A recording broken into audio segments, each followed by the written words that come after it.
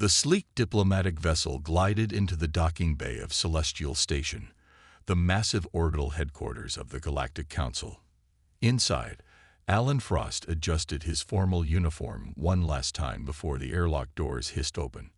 As Earth's first official diplomat to the Council, he carried the hopes and future of humanity on his shoulders.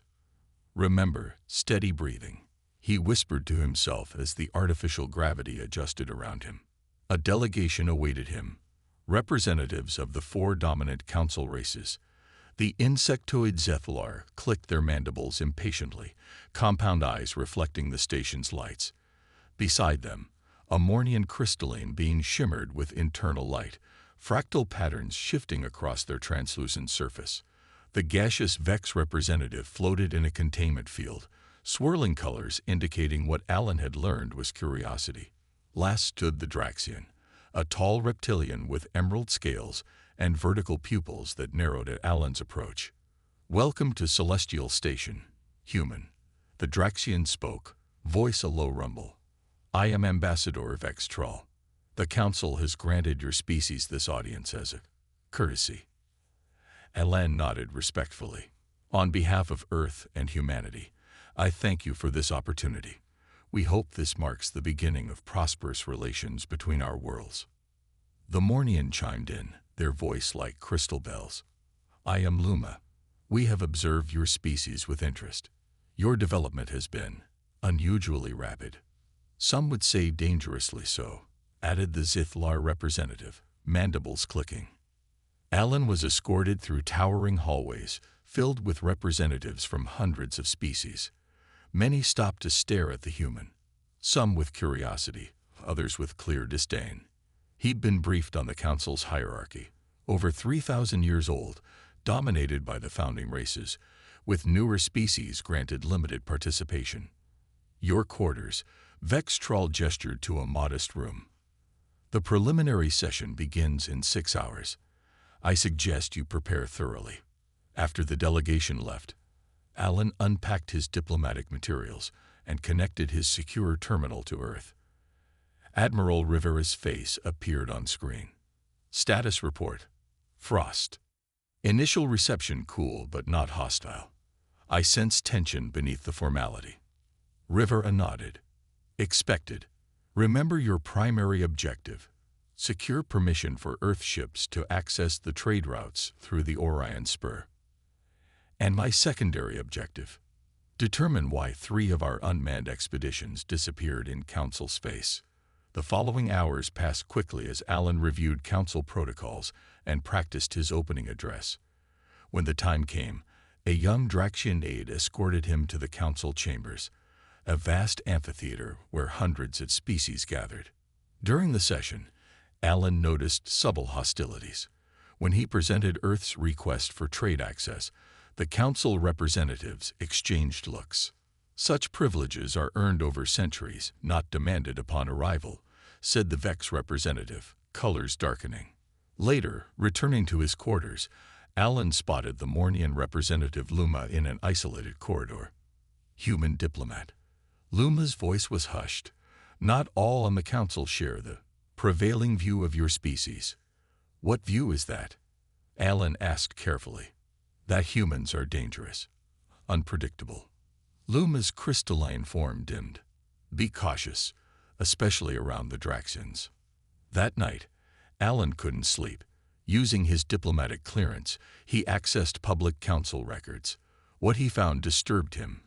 Patterns of containment applied to rising species, restrictions disguised as protections, and most concerning, references to necessary interventions for aggressive species integration.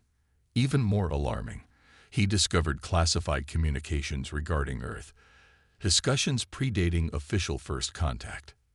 "They've been watching us for decades," he whispered, downloading the evidence, "and they've already decided what to do about us." Alan sent an encrypted message to Earth. "Council presentation tomorrow. Have discovered concerning information regarding Council intentions toward Earth. Proceeding with caution, but will present findings. If anything happens to me, attached files contain everything I found." Dawn would bring either a new era of galactic cooperation or confirm his growing fears. Morning arrived on Celestial Station with artificial sunlight streaming through the viewport in Alan Frost's quarters. He had slept little, his mind occupied with the troubling documents he'd discovered. The evidence suggested the Council had been monitoring Earth for decades and had already classified humans as a containment priority species. Alan straightened his formal diplomatic attire, tucking a small data device into his sleeve. Whatever happened today, Earth needed to know the truth. The Council chamber buzzed with activity as Alan entered. Representatives from dozens of worlds filled the tiered seating, their conversations creating a symphony of clicks, hums, and translated speech. At the center, the High Council members sat on elevated platforms, one from each founding race.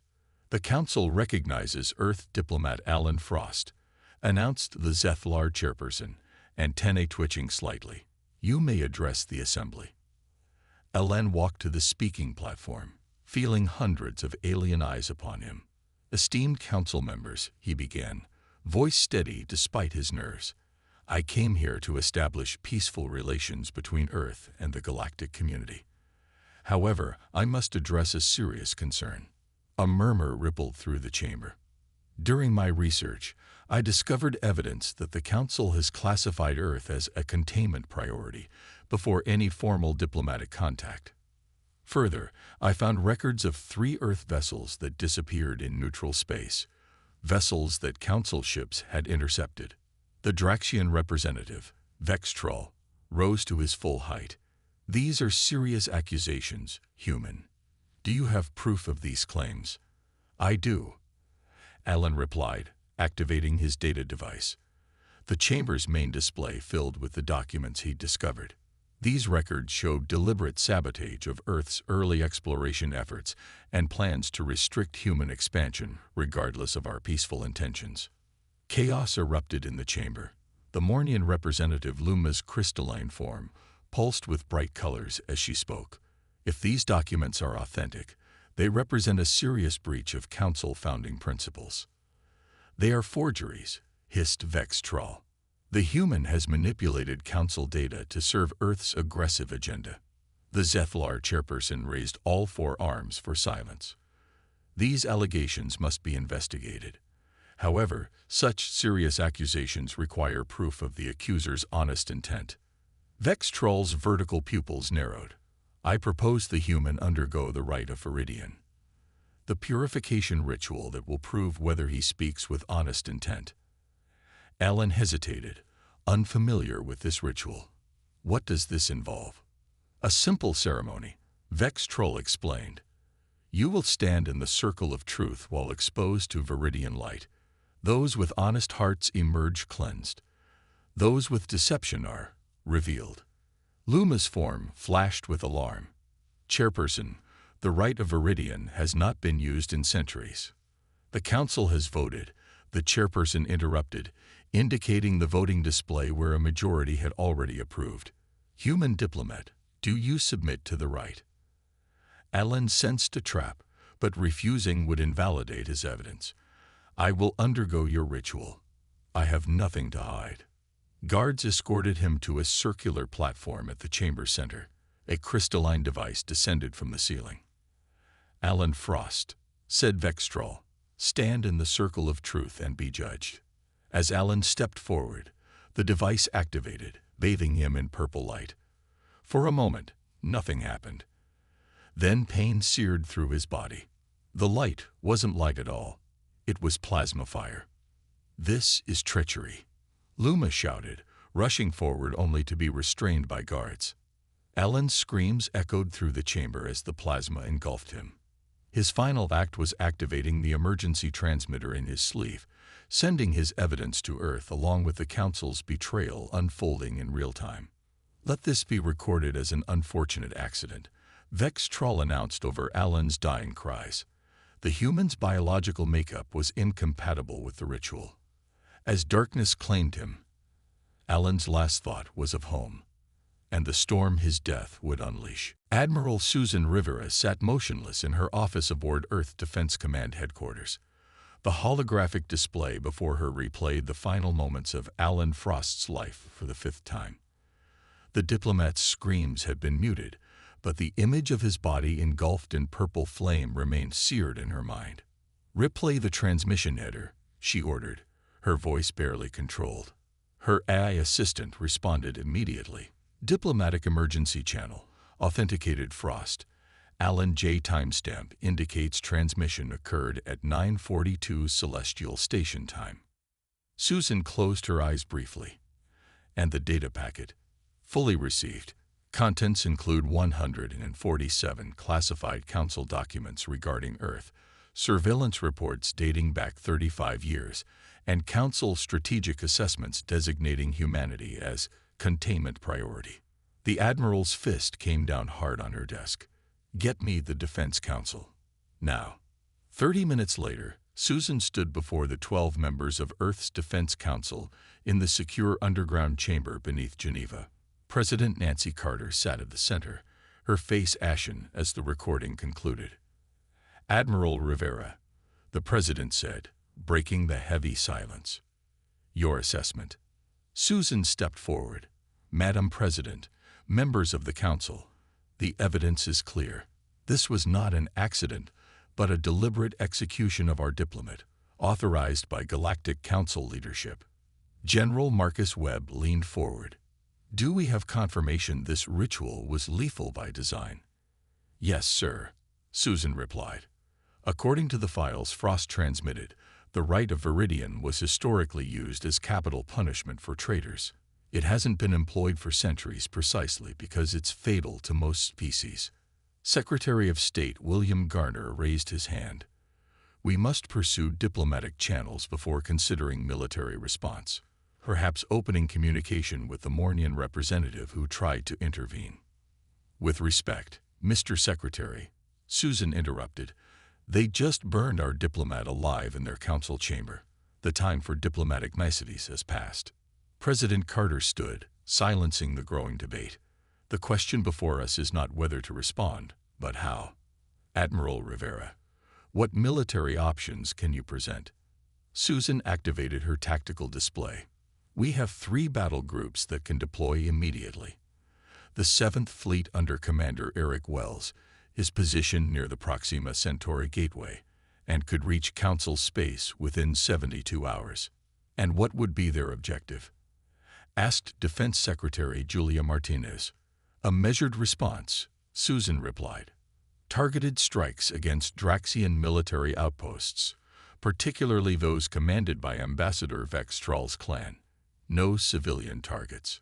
The room erupted in overlapping voices. "We can't start an interstellar war. They already started it." "What about the technological gap?" President Carter raised her hand for silence. "Dr. Lee, your assessment of our technological readiness." Dr. Daniel Lee, head of Advanced Weapons Research, stood. "Madam President, the Council believes our technology is decades behind theirs. They don't know about Project Aurora." He displayed schematics of Earth's newest weapons systems. The dimensional phase cannons and adaptive shielding developed after studying the artifacts found on Mars. "We've been keeping these advances secret, anticipating possible hostilities." The president nodded slowly, then turned to the communications director. "Prepare a message to the Galactic Council. We demand justice for Alan Frost, full disclosure of Council plans regarding Earth, and immediate reparations." "And if they refuse?" asked Secretary Garner. "Then they'll learn humanity is not to be trifled with," the president said firmly. "Admiral Rivera, mobilize the 7th Fleet. Commander Wells is authorized to proceed to Draxian space and await further orders." She looked around the room, meeting each council member's eyes. "Make no mistake, this is not a decision I take lightly, but we cannot allow the murder of our diplomat to go unanswered. If the council wants war, we will give them war." As the meeting adjourned, Susan remained behind with the president. "Susan," Nancy said softly, "do you think Alan knew what would happen?" The admiral nodded grimly. "His final transmission included a personal message for you." She handed over a datapad. The message was simple: If they kill me, make sure it was the worst mistake they ever made. The Galactic Council received Earth's ultimatum with derision. In the Grand Council chamber, representatives laughed openly as the human message played. Primitive posturing. Vex Troll commented to approving murmurs. They have no concept of our military capabilities. Their ships would be atomized before reaching our outer defense grid. The Zethlar chairperson chittered in agreement. Nevertheless, increase patrols along the boundaries of Draxian space. These humans must learn their place in the galactic order. Only Luma, the Mornian representative, remained silent, her crystalline form dimmed to a troubled gray. 3 days later, Commander Eric Wells stood on the bridge of the EDS Valiant, flagship of Earth's 7th Fleet. 12 warships maintained formation around him as they emerged from the Proxima Gateway into Draxian territory. Status report, Wells ordered, his weathered face reflected in the tactical display. All ships present and accounted for, Commander, replied Lieutenant Frank Wilson. No defensive response detected yet. Either their sensors haven't picked us up, or they're so confident they don't consider us a threat. Wells finished. Their mistake. Initiate Operation Frost. The human fleet split into 3 battle groups, each targeting a different Draxian military installation. As they approached the first target, a massive orbital weapons platform, alarms finally blared across Draxian space. A fleet of Draxian warships appeared on sensors, their sleek, predatory shapes reflecting their creator's reptilian nature. Incoming transmission, announced Communications Officer Linda Powell. The sneering face of a Draxian commander filled the main screen. Human vessels, you have violated sovereign Draxian space. Power down your primitive weapons and prepare to be boarded. Resistance will result in your immediate destruction. Wells smiled thinly. Send our response, Lieutenant. The Valiant's weapon systems came online. Not the conventional energy weapons the Draxians were expecting, but something entirely new. Dimensional phase cannons, technology reverse-engineered from ancient Martian artifacts, weapons that operated on principles unknown to even the Council races. Target their command ship, Wells ordered. Minimal power. Let's give them a demonstration. The phase cannon fired, a barely visible distortion in space that passed directly through the Draxian shields as if they weren't there. The beam struck with surgical precision, disabling the command ship's engines without destroying the vessel. Stunned silence fell across both fleets. All ships, execute attack pattern Delta, Wells commanded. Remember the mission parameters, military targets only, and capture the detention facility intact. Earth's ships moved with disciplined precision. Phase cannons disabled Draxian weapons while conventional missiles destroyed their defense platforms. The Draxians, caught off guard by weapons that ignored their advanced shields, struggled to mount an effective defense. Within hours, the 7th Fleet had achieved orbital supremacy over the Draxian colony world Vextor Prime. Marine dropships descended to the surface, targeting the massive detention facility that intelligence had identified from Alan Frost's data. Captain Olivia Reed led the assault team into the facility's central control room. Secure the prisoner manifests, she ordered her squad, and find the override for the cell blocks. What they discovered shocked even the battle-hardened Marines. The facility housed not just political prisoners from across the galaxy, but representatives of species the Council had deemed problematic. Entire diplomatic delegations imprisoned without trial. Captain, called Sergeant Carlos Mendez, you need to see this. In a high-security wing, they found members of 3 different species Earth had never encountered. All diplomats who had challenged Council authority and disappeared. Reed activated her comlink. Commander Wells, we found something unexpected. Political prisoners from multiple species. The Council has been disappearing diplomats for decades. Liberate them all, Wells replied. And make sure our camera drones capture everything. It's time the galaxy learned what's really happening here. As the prisoners were evacuated to human ships, Wells transmitted footage of the liberation across all galactic communication channels, bypassing Council sensors. The message was simple. Humanity had declared war not just for Alan Frost, but for all victims of Council oppression. The opening salvos had been fired, and the galaxy would never be the same. The Galactic Council's emergency session had lasted 3 full cycles without break. Representatives from hundreds of worlds demanded explanations for the footage showing imprisoned diplomats in Draxian facilities. The Zethlar chairperson struggled to maintain order as accusations flew across the chamber. "This human aggression cannot stand." Vex Troll roared, slamming his scaled fist against the podium. "They violated sovereign space and attacked Draxian defense installations. After you murdered their diplomat," countered Luma, her crystalline form pulsing with righteous anger, "and imprisoned others who challenged Council policy. The footage cannot be denied." The chairperson's mandibles clicked in agitation. "Regardless of these provocations, the Council must present a unified response. I propose immediate assembly of our combined fleet to contain this human threat before other species are emboldened by their example." In a rare show of unity, most Council races voted to deploy their warships. Only the Mornians and a handful of smaller species abstained. 3 weeks later, the largest Council armada in centuries approached Proxima Station, the forward human outpost near the gateway to Earth space. 1,000 warships from 16 species formed a battle sphere around the comparatively tiny human installation.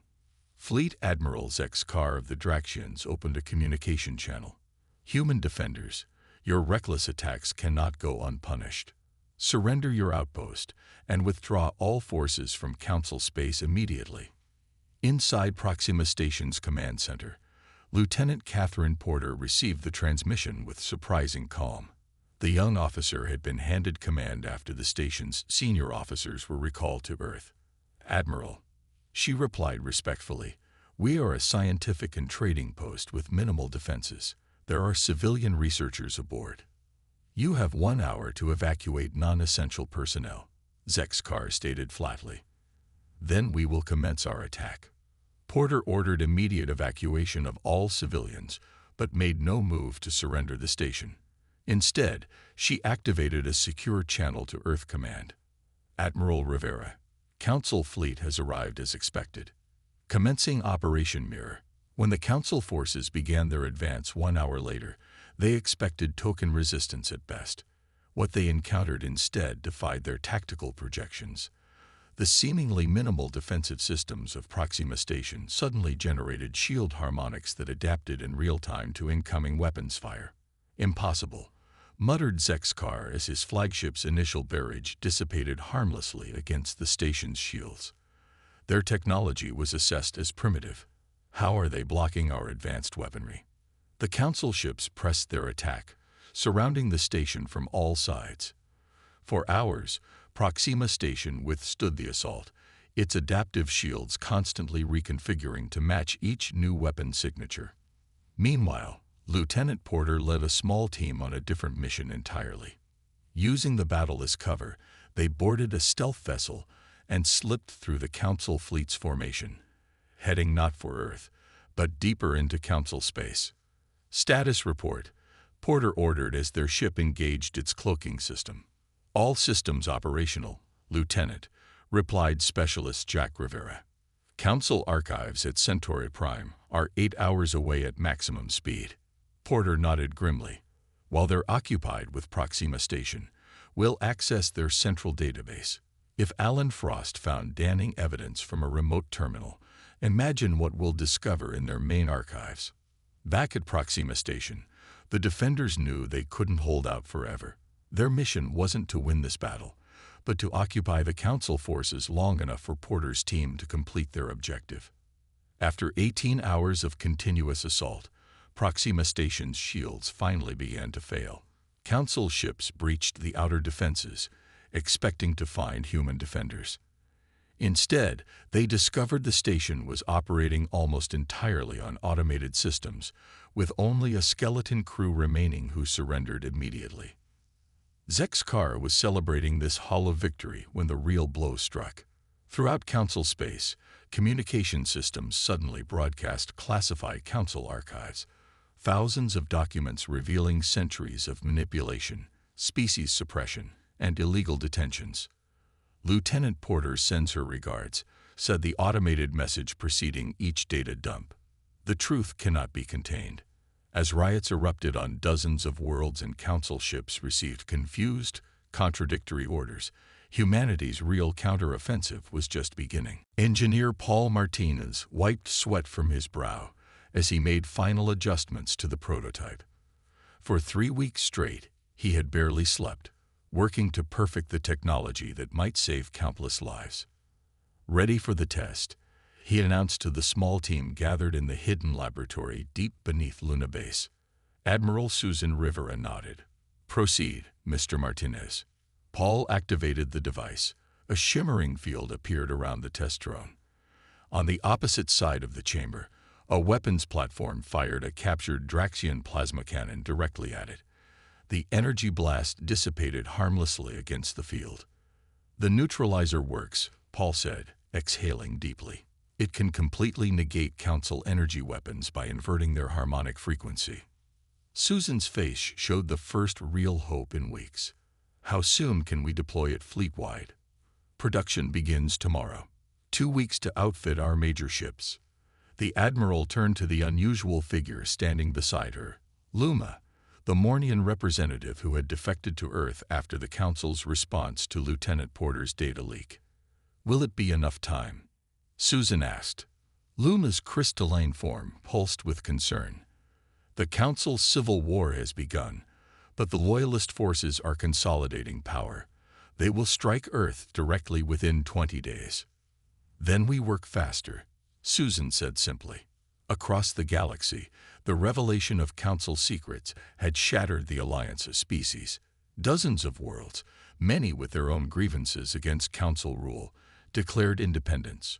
Others remained loyal, either through fear or shared interests with the dominant species. At the heart of this chaos, humanity found unexpected allies. The Mornians were first, their crystalline ships joining Earth's fleet after their homeworld voted to break from Council control. Then came the Taurians, a species whose development had been artificially stunted by Council interference. Other species followed: the avian scree, the aquatic Meridians, and more. Commander Eric Wells stood on the bridge of the Valiant, now the flagship of not just Earth's fleet, but an alliance of 7 species.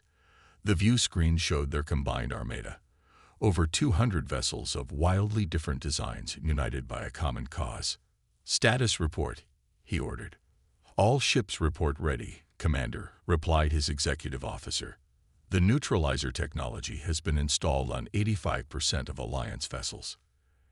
"And the enemy?" "Council Loyalist fleet has assembled at Galactic Core. 500 warships, primarily Draxian, and Zethlar. They're preparing for their final push to pacify Earth and all rebel worlds." Wells studied the tactical display, focusing on the massive space station at the center of Council territory. The headquarters of Galactic Core Control, the true seat of Council power. "Send the final battle plan to all Alliance ships," he ordered. "Remember, this isn't just about humanity anymore.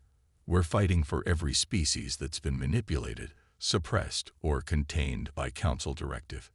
The Alliance fleet made its move not toward Earth to defend, but straight toward Galactic Core, the heart of Council power. The boldness of the maneuver caught the Loyalist forces off guard, forcing them to reposition to protect core control. The battle began with a massive exchange of fire. Council ships unleashed devastating weapons that would have annihilated any conventional force. Instead, they faced vessels equipped with neutralizers, rendering their primary weapons ineffective. But the Council still had numbers on their side. Alliance ships took heavy damage as the battle raged across the core system. The Valiant itself lost shield control after a direct hit from a Zethlar dreadnought. "We can't breach their defensive line," Tactical Officer Wilson reported grimly. "Their formation is too tight around core control." Wells studied the display, then made a decision that would change the course of the war. "All hands, This is the commander. Prepare for emergency protocol Frost. The Valiant suddenly accelerated to maximum speed, breaking formation and heading directly toward the space between three Council capital ships. "Sir, what are you doing?" his executive officer asked in alarm. "Creating an opening," Wells replied calmly. "Tell the Alliance ships to be ready. They'll only have seconds." As the Valiant took devastating fire from all sides, its engines began to glow with unnatural energy. The ship's reactor had been set to overload in a very specific pattern. "For Alan Frost," Wells said quietly as the Valiant detonated not in a standard explosion, but in a carefully engineered dimensional pulse that temporarily disrupted space itself, creating a gap in the Council's defensive line. Alliance ships poured through the opening, heading straight for core control. The sacrifice of the Valiant and her crew would not be in vain. 1 year after the Battle of Galactic Core, the great dome of what had once been the Council headquarters shimmered with new purpose. Where once the ruling species had plotted dominance, now stood a memorial. A flame of actual fire, not holographic, burned day and night in honor of those who had died fighting Council oppression. Olivia Grant, Earth's new diplomatic representative, walked slowly around the eternal flame. Names of victims from dozens of species scrolled across the base of the monument. She paused when Alan Frost's name appeared. "He would have been proud to see this," said a melodic voice beside her. Olivia turned to find Luma, her crystalline form glowing with warm colors of respect. "Do you think so? Sometimes I wonder if he knew what his death would trigger." "From the evidence he gathered before his murder, I believe he suspected," Luma replied. "He chose to present his findings publicly despite the danger. That was no accident." They continued walking toward the newly constructed Chamber of Cooperation, where representatives from over 300 worlds would soon gather for the first full assembly of the Galactic Cooperative of Sovereign Species. The name had been chosen carefully, not a council that ruled, but a cooperative that worked together. "Are you nervous about your address?" Luma asked. Olivia nodded. Earth went from unknown newcomer to catalyst for galactic revolution in less than a year. Some species still blame us for the war's destruction, and many more thank you for their freedom, Luma countered. The Taurians would still be restricted to their home system. The Neridians would still be classified as non-sentient resource providers. My own people would still be junior partners, despite our age as a civilization. Inside the chamber, delegates from across the galaxy mingled freely. Species that had once been enemies now engaged in animated conversations. The hierarchical seating of the old council had been replaced by a circular arrangement where all representatives sat at the same level. The session began with a moment of silence for all those lost in the conflict. Then Olivia rose to deliver humanity's address. "Distinguished representatives," she began, her voice steady despite her nerves. "1 year ago, Earth was considered a primitive world barely worth the Council's notice. Today, we gather not as rulers and subjects, but as equals united by shared principles." She activated a display showing the Battle of Galactic Core, focusing on the moment the EDS Valiant sacrificed itself to breach the Council defenses. Commander Wells and his crew gave their lives not just for Earth, but for every species that had suffered under Council rule. Their sacrifice reminds us that freedom requires vigilance and sometimes demands the highest price. Murmurs of agreement rippled through the chamber. From humanity's darkest moment, the public execution of our diplomat Alan Frost, came the light of truth that exposed centuries of manipulation. Today, we propose the Frost Doctrine as the founding principle of our cooperative. No species shall be restricted from advancement. No civilization shall be classified as containment priority. No diplomatic envoy shall ever again fear speaking truth to power. The chamber erupted in approval, delegates rising in the universal gesture of respect. Later that evening, a smaller ceremony took place across thousands of worlds simultaneously. On Earth, in the rebuilt gardens of Geneva, President Nancy Carter stood before a simple stone marker. Today, by unanimous agreement of the Galactic Cooperative, Alan Frost has been recognized as the catalyst for a new era of interstellar relations, she announced to the assembled crowd. His name will be taught to children of all species as an example of courage in the face of tyranny. Similar ceremonies occurred on Mornian crystal spires, in Taurian sky temples, and in Neridian underwater cities. For the first time in galactic history, a shared moment of remembrance united species across vast distances. In her private quarters that night, Olivia Grant looked at the stars visible through her viewport. New trade routes were opening daily. Cultural exchanges flourished between formerly isolated species. The technological advancements shared among cooperative members had already yielded medical breakthroughs that would save billions of lives. "We did it, Alan," she whispered to the stars. "Your death wasn't in vain. The Council burned our diplomat, and humanity didn't just declare war. We created peace."